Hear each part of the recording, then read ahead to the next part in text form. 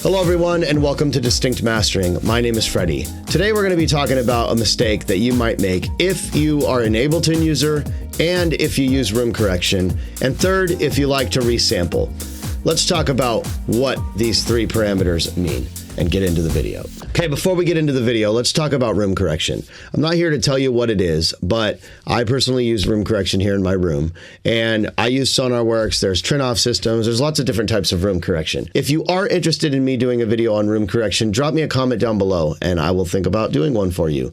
But what room correction technically really is it just counteracts.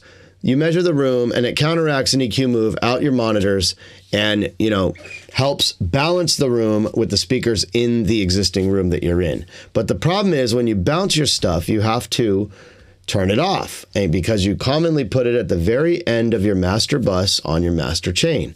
And if you bounce with it, you're going to bounce the EQ moves with the room correction.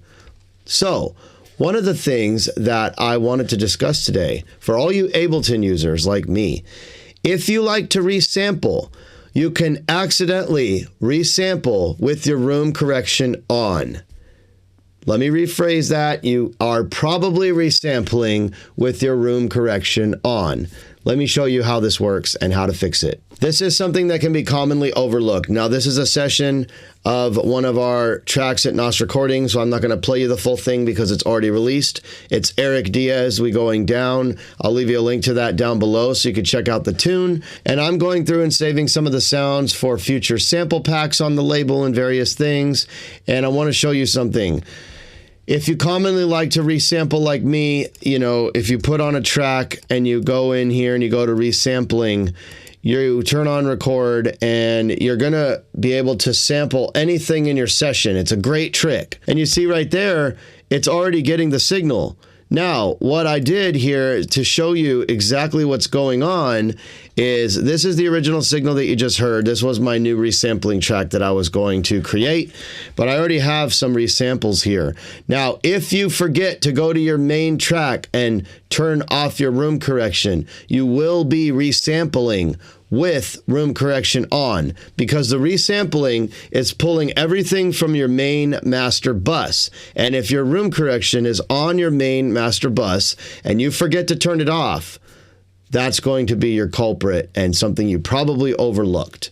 I can say that I've overlooked this too. So, hot tip for you.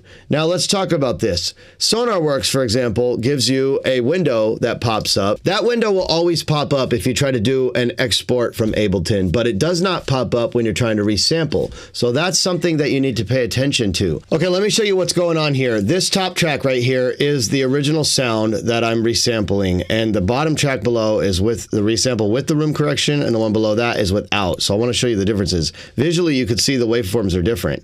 So this track is turned on.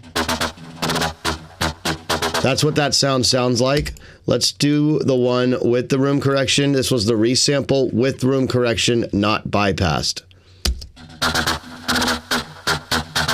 You can tell that that's vastly different. And then without the room correction,